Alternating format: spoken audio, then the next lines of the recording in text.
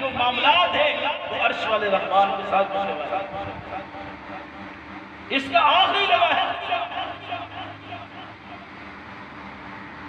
اس کا تو آخری وقت ہے۔ دنیا والے سوچتے ہیں کوئی طبیب آ کے دوائی دے گا ٹھیک ہو جائیں گے، وقیل من راق وظن انہ الفراق، لیکن اس بات کا کسی کو بھی علم نہیں ہے کہ دنیا سے جانے کا وقت آ چکا ہے، دنیا سے جانے کا وقت آ چکا ہے، فراق کا سفر کرنے کا وقت شروع ہو چکا ہے۔ اب جیسے ہی انسان کی روح قبض ہوتی ہے، انسان کا اسی وقت ہی اس شخص کا نام بدل دیا جاتا ہے، اس کا نام بدل دیا جاتا ہے۔ پھر گھر کے رشتے دار، گھر والے، بیوی بچے، اولادیں، ماں باپ اسی شخص کی جس کی روح پرواز ہوئی ہے، جو فوت ہو چکا ہے، اس کا نام تبدیل کرنے کے بعد فوراً ہی کہتے ہیں اب اس کا ایسا انتظام کرو کہ جلدی ہی اس کو اپنے مدد حاصل کر۔ آئیے غور کیجیے، وہ لوگ کہاں گئے جو اپنی اولادوں کے ساتھ محبتیں کرنے والے ہیں؟ جب کسی کو کوئی تکلیف ہوتی ہے نا تو ماں باپ کو برداشت نہیں ہوتا، ماں باپ برداشت نہیں کر پاتے کہ میرے بچے کو تکلیف ہوئی ہے، یہ میرے بچے کو کسی نے مارا ہے۔ راتوں رات اگر جاگنا پڑے تو ماں باپ جاگ کے گزارتے ہیں، بیوی بھی نہیں گزارتی، بیوی بھی نہیں گزارتی، تو اللہ ماشاء اللہ اگر ہوگی بیوی بھی شوہر کے ساتھ گزارتی ہوگی پوری رات جاگ رہے، لیکن نہیں، بہت کم ہے۔ اولادیں بھی نہیں جاگتی، لیکن ماں باپ جو ہے اپنے بچوں کے لیے ان کی تکلیف ان سے دیکھی نہیں جاتی، رات بھر جاگ کے گزارتے ہیں، اپنی راتوں کی نیندوں کو اڑا دیتے ہیں۔ اتنی محبت اور پیار ماں باپ اپنے بچوں سے کرتے ہیں، لیکن جیسے ہی بچہ دنیا سے گیا فوراً ہی ماں باپ بھی کہتے ہیں کہ جلدی کرو اس کا انتظام کرو۔ بہرحال اب اس کی کفن دفن کا انتظام ہے، اس کے غسل کا انتظام ہے، اس کی قبر کا انتظام ہے، حتیٰ کہ اب یہ جانے والا قبر کے اندر پہنچ چکا ہے۔ الغرض مختصر بات کرتا چلوں، اب ہم رشتے دار سارے لوگ اسی کو قبر کے اندر دفنا رہے ہیں۔ دفنانے کے بعد مٹی برابر کر کے جیسے ہی واپس لٹتے ہیں، اللہ رب العالمین اس قبر والے کو ان کے جانے کی قدموں کی آہٹ سناتا ہے، کہتا ہے کہ سن لیں یہ وہ لوگ ہیں جن کی اوپر دنیا کے اندر نخرے اور ناز کیا کرا کہ میرے ساتھ میرے بھائی ہیں، میرا باپ ہے، میرے بچے ہیں، سب میرے ساتھ ہیں، مجھے اکیلا کوئی نہیں چھوڑ سکتا، آج یہ سب تمہیں چھوڑ کے جا رہے ہیں۔ ان کے قدموں کی حد۔ اب اس کے بعد منکر نکیر آ جاتے ہیں سوال کرنے کے لیے۔ سوال سب کو یاد ہے، مجھ سمیت ہم سب نے سوال یاد کیا۔ کیا سوال ہے؟ منکر نکیر آئے، آ کے سوال کیا، من ربک کا، من نبیک کا، ما دینک۔ 3 سوال ان فرشتوں نے کرنے آگے اس مردے سے جو قبر کے اندر دفنایا گیا ہے۔ میں نے اکثر لوگوں کو کہا کہ پیارے بھائیوں، زندگی بڑی مختصر ہے اور یہ زندگی ایسی ہے جس کا اختتام بھی ایسا ہے کسی کو بتایا بھی نہیں گیا۔ دنیا کے اوپر آنے کا وقت ہے لیکن جانے کا کوئی وقت نہیں ہے، کسی کو نہیں پتا کہ مجھے موت کب آئے گی۔ اب سب یہاں بیٹھے کسی کو نہیں پتا۔ وہ ایک بچہ کہتا ہے اپنے باپ کو، ابا جی میں نے ایسی فصلیں دیکھی ہیں جو تیار ہونے کے بعد کاٹی جاتی ہیں۔ باپ کہتا ہے بیٹا تو نے تو پکی فصلیں دیکھی ہیں، میں نے کچی فصلوں کو بھی کرتے دیکھا ہے۔ کیا مانا؟ بیٹا کہتا ہے کہ میں نے بوڑھے لوگوں کو، بزرگوں کو، جو ضعیف ہو جاتے ہیں، کمزور ہو جاتے ہیں، ان کو دیکھا کہ وہ دنیا سے جا رہے ہیں۔ باپ کہتے ہیں تو نے بزرگوں کو دیکھا ہے، بوڑھوں کو دیکھا ہے، میں نے بچوں کو بھی دیکھا ہے، میں نے کی فصل کٹ جاتی ہے، بچہ 3 مہینے کا ہے، بچہ سال کا ہے، فصل کمزور ہے، کچی فصل ہے، میں ان کو بھی جاتے ہوئے دیکھتا ہوں۔ تو معلوم کیا ہوا کہ دنیا سے جانے کا جو وقت اللہ نے مقرر کیا ہے وہ تو کسی کو پتہ ہی نہیں ہے۔ تو بہرحال فرشتے آ کے سوال کرتے ہیں، من ربک کا، من نبیک کا، ما دینک کا۔ غور کیجئے، یہ سوال ہر شخص سے ہوگا، نمازی سے بھی ہوگا، بے نمازی سے بھی ہوگا، مرد سے بھی ہوگا اور عورت سے بھی ہوگا، بڑے سے بھی ہوگا اور چھوٹے سے، لیکن جو نابالغ ہے ان کا کوئی حساب نہیں ہے۔ جو بلوغت کے بعد دنیا سے گئے ان سب سے سوال ہوگا، کیونکہ یہ وہ لوگ ہیں جو اپنی زندگی کے اندر گناہ کرتے ہیں، غلطیاں کرتے ہیں، معصیتیں کرتے ہیں، ان سے اللہ نے سوال کرنا ہے۔ جو بچے ہیں یہ تو ایسے ہیں کہ اللہ کے پیغمبر نے فرمایا یہ بچے ایسے ہیں کہ چھوٹا بچہ بلوغت سے پہلے فوت ہو گیا ہے، جتنے ہی بچے ہیں، چاہے وہ کافر کے بچے ہو چاہے وہ مسلمانوں کے بچے، یہ بچے کیا ہے؟ تو بہرحال فرشتے آ کے سوال کرتے ہیں، ہر اس شخص سے، نمازی یا بے نمازی، مرد یا عورت، دونوں سے سوال ہوگا۔ پہلا سوال غور کیجئے گا، پہلا سوال من ربک کا، جواب کون دے گا؟ جس نے دنیا کے اندر اپنے رب رحمان کو راضی کیا، جس نے اپنی پوری زندگی اللہ کے پیغمبر کی سنت کے مطابق گزاری کی، وہ جواب دے گا۔ سوال کیا ہے؟ من ربک کا، کہتے ہیں رب کون ہے؟ جواب آئے گا من ربی اللہ، میرا رب اللہ ہے۔ دوسرا سوال من نبیک کا، تیرا نبی کون ہے؟ یہ متقی لوگ، نیک شخص، پرہیزگار شخص، اور فرشتوں کو جواب دے گا نبی محمد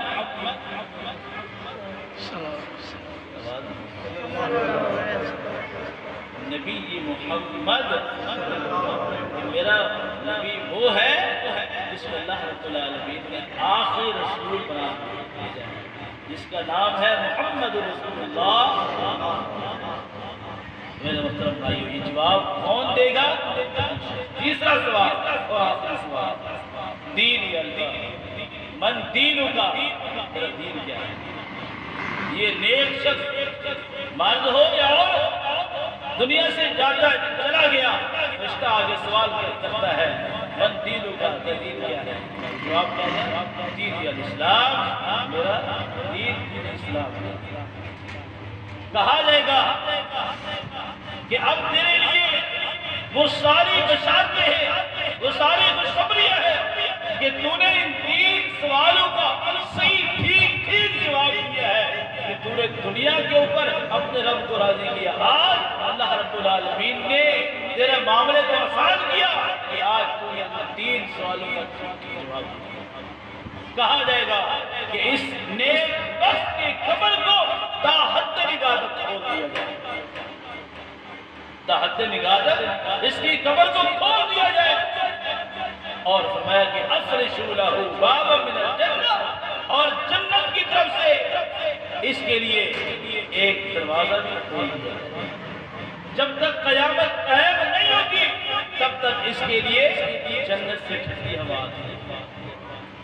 اور ایک حدیث میں آتا ہے کہ اس شخص کو جہنم کی کھڑکی کھول کے دکھایا جاتا ہے کہ اگر تو ان سوالوں کا ٹھیک جواب نہ دیتا تو مستقل طور پہ قیامت جب تک قائم نہ ہوگی تب تک تیری طرف یہاں سے گرم ہوا آتا ہے۔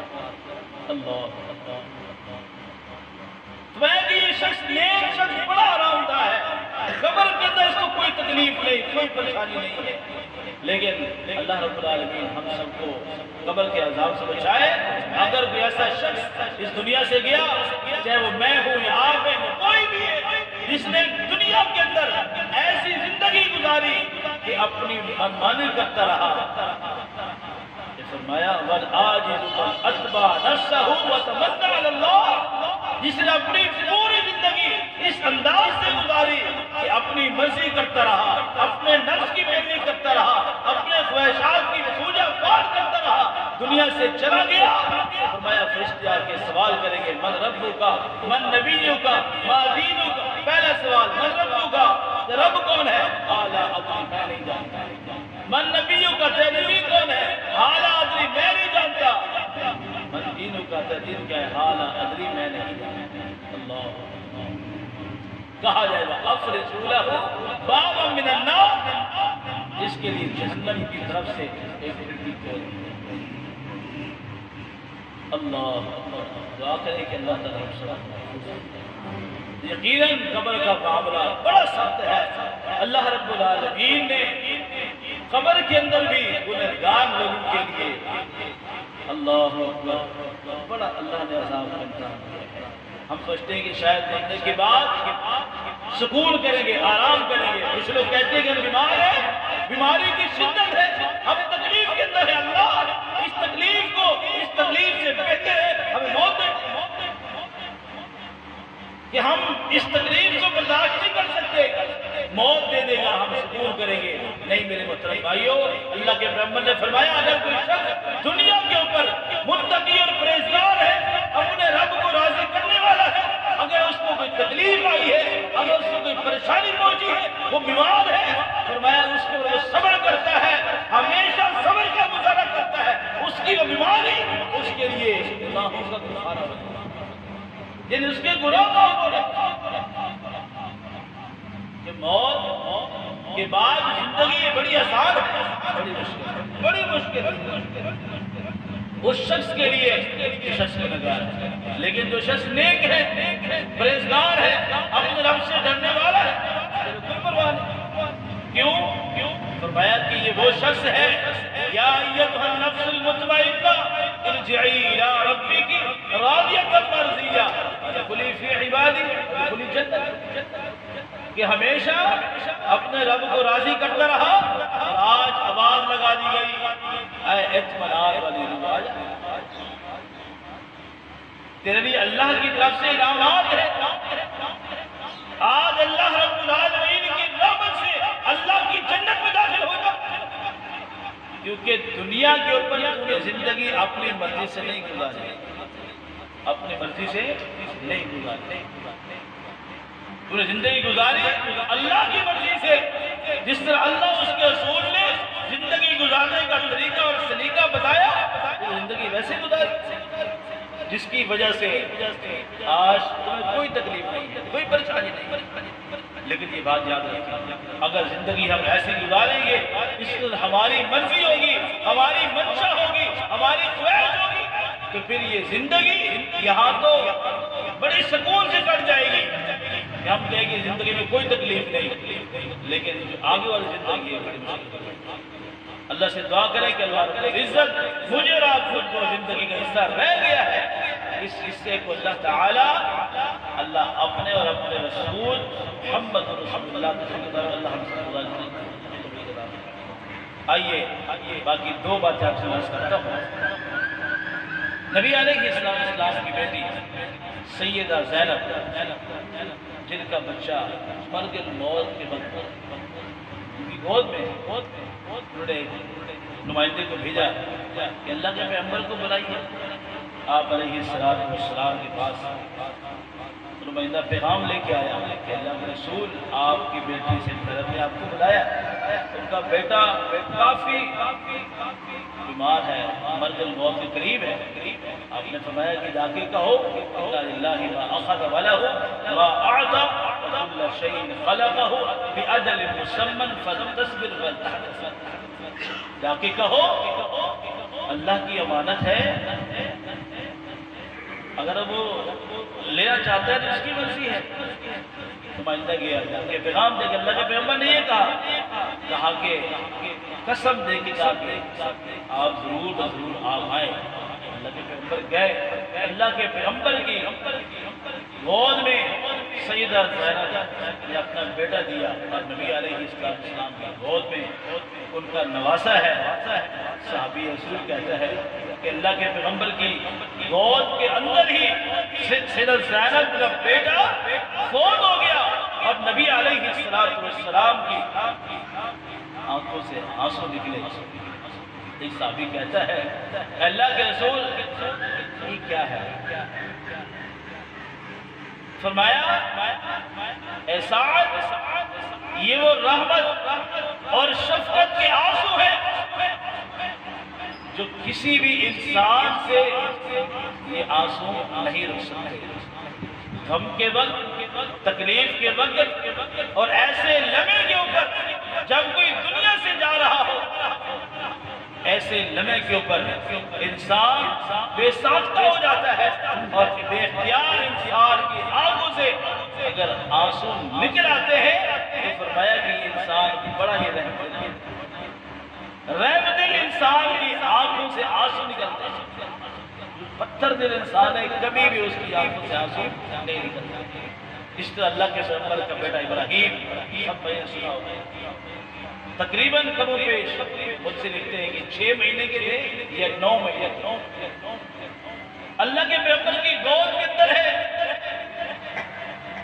آپ علیہ السلام کی گود کے اندر ہی اللہ کے پیغمبر کے بیٹے ابراہیم نے دم توڑا اور آپ علیہ السلام نے کہا ابراہیم تیرے جانے کا بڑا ہی صدمہ پہنچا ہے، بڑا غم پہنچا ہے، بڑی تکلیف ہوئی ہے، لیکن ہم وہی کلمات کہیں گے، وہی جملے کہیں گے جو عرش والے رحمان کو پسند ہے۔ اپنی زبان سے ہم ایسا جملہ نہیں نکالیں گے جو عرش والے رحمان کو پسند ہے۔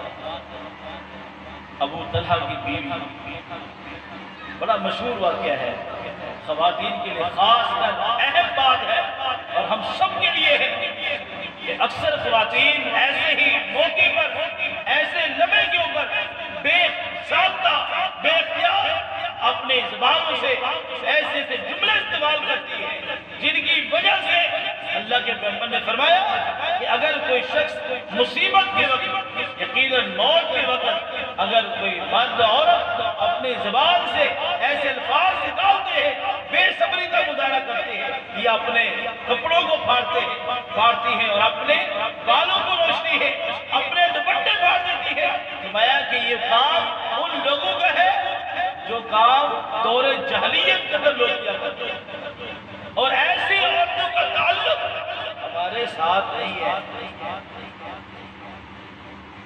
میں سلمہ مشہور واقعہ ہے، ابو طلحہ گھر سے باہر گئے، بیٹا بیمار ہے، واپس آئے، بیٹا فوت ہو چکا، بیوی سے پوچھا بچہ کیسے ہے، اس کی طبیعت کیسی ہے؟ جواب دیا گیا کہ ابو طلحہ بچہ پہلے سے زیادہ بہتر ہے، اب وہ آرام کر رہا۔ صبر دیکھیے، سلمان کا صبر دیکھیے کیسا عظیم صبر ہے، تاکہ ابو طلحہ بچہ پہلے سے زیادہ بہتر ہے اور آرام کر رہا، کھانا کھلا دیا گیا۔ اس کے بعد ابو طلحہ کی بیوی نے زیب و زن اختیار کی اور اپنے شوہر کے ساتھ صحبت بھی کی۔ جب دیکھا کہ ابو طلحہ مکمل طور پر فارغ ہو چکے ہیں، کیا کہتی ہے ابو طلحہ اگر کوئی شخص ہمارے پاس کوئی چیز رکھوائے جو بطور امانت ہو، اگر وہ شخص اپنی امانت کو ہم سے واپس مانگے تو کیا کرنا چاہیے؟ آکے دے دینی چاہیے، امانت ہے، جس نے رکھوائی اگر وہ مانگتا ہے اس کو واپس کر دو۔ تاکہ ابو طلحہ پھر ہمارا بیٹا ہمارے پاس اللہ کی طرف سے امانت، اس نے اپنی امانت کو ہم سے لے لیا۔ اللہ اکبر، ابو طلحہ کہنے لگے کہ تو نے مجھے پہلے کیوں نہیں بتایا؟ میں تمہاری شکایت اللہ کے پیغمبر سے کرتا ہوں۔ ایک حدیث میں آتا ہے کہ ام سلمہ نے ابو طلحہ کو اس وقت بتایا جب وہ صبح نماز کے جا رہے تھے، صبح جب نماز کے جا رہے اس وقت بتایا۔ غور کیجئے کس قدر صبر ہے، کس قدر صبر کا مظاہرہ کیا۔ ابو طلحہ اللہ کے پیغمبر کے پاس گئے کہ اللہ کے رسول یہ معاملہ ہوا ہے، میری بیوی نے پوری رات مجھے بتایا نہیں۔ فرمایا کہ اللہ رب العالمین تمہارے اس صبر کی وجہ سے اللہ رب العالمین تمہیں نوازے۔ صحابہ رسول کہتے ہیں کہ اللہ رب العالمین نے ابو طلحہ کو اس صبر کے معاملے میں اللہ رب العالمین نے 9 بیٹے دیے. کتنے بیٹے دیے؟ اور ساری حافظ قرآن، ساری حافظ قرآن. صبر کا معاملہ بڑا اہم ہے. فرمایا کہ جو شخص اپنے پیاروں کے غم کے اوپر، اپنے جانے والوں کے غم کے اوپر صبر کرتا ہے، فرمایا وَنَجْزِيَنَّهُمْ أَحْسَنَ الَّذِينَ كَانُوا يَعْمَلُونَ. جو شخص اپنے پیاروں کے غم میں صبر کرتا ہے، صبر کا مظاہرہ کرتا ہے، ہم ان کو اس صبر کا بدلہ آخرت میں ایسا دیں گے. کیا ہے؟ بہترین جنت ہے. اور اس کے بعد ہمارے پاس آ جائیں گے. آئیے میرے محترم بھائیو، ام سلمہ کے اس واقعے سے مجھے آپ کو یہ پیغام ملتا ہے، اگر ہمارے پیاروں میں سے کوئی ہم سے جدا ہوتا ہے تو ہم نے صبر کا مظاہرہ کرنا ہے.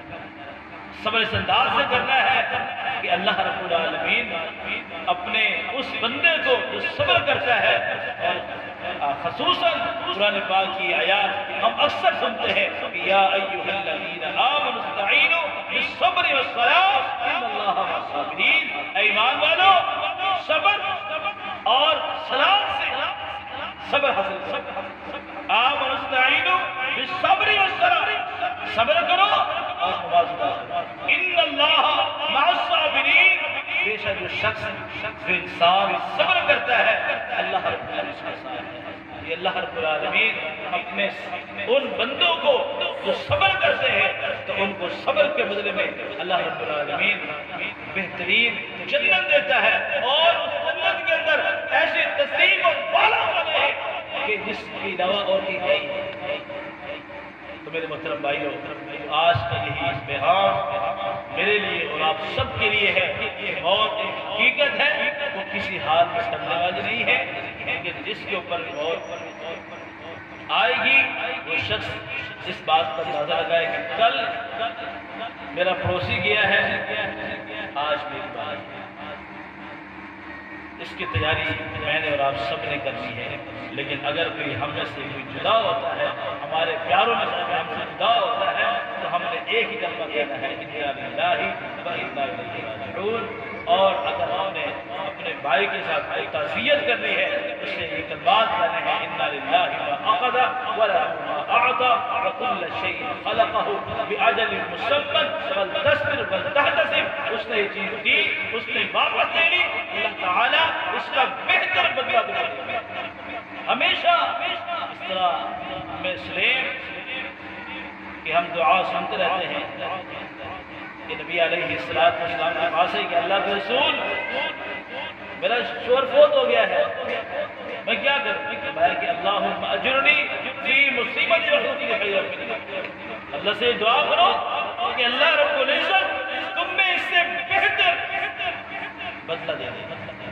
اگر ہم سے کوئی جدا ہو گیا ہے تو اللہ کی مرضی ہے، اللہ کا فیصلہ ہے، اس کے اوپر کسی کو انکار نہیں کر سکتا، نہ اس کے اندر کسی کی مرضی چل سکتی ہے.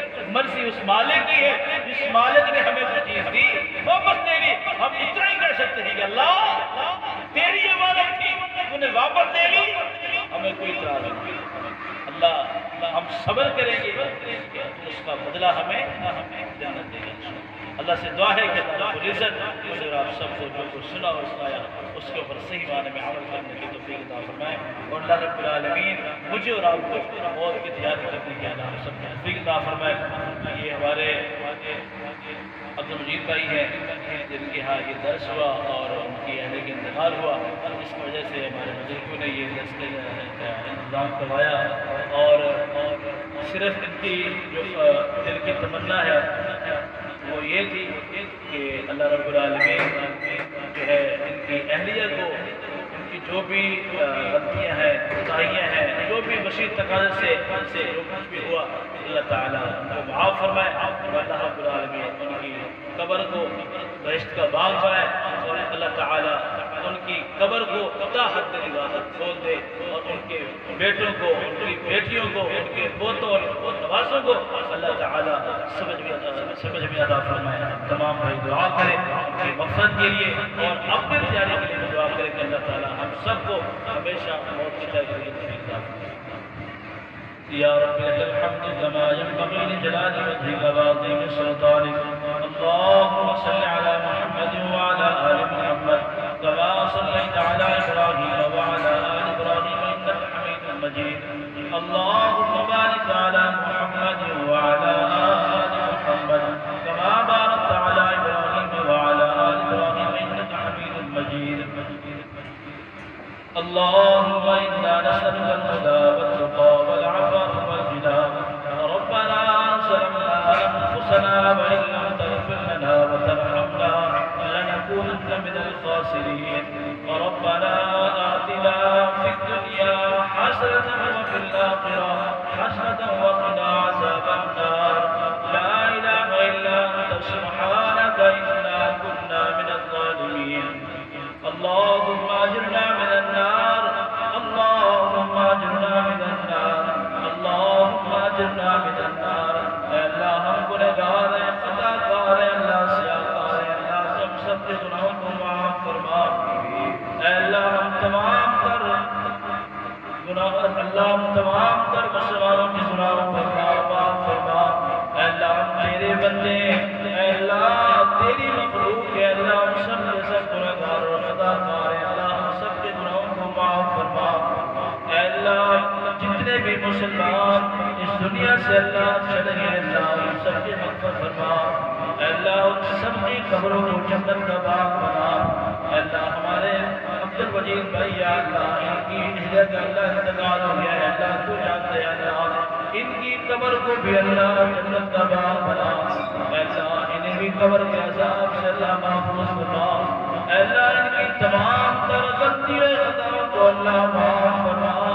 اے اللہ تو ان کی بیٹوں کو اللہ، ان کی بیٹیوں کو اللہ صبر کرنے کے اللہ توفیق عطا فرما. اے اللہ تو اپنے بندوں کو اللہ صبر کو دیتا ہے. اللہ یہ انسان کمزور دل انسان ہے، اللہ اسے صبر کہاں ہوتا ہے. اللہ اپنے فضل سے، اللہ اپنے رحمت سے اللہ انہیں صبر کرنے کی توفیق عطا فرما.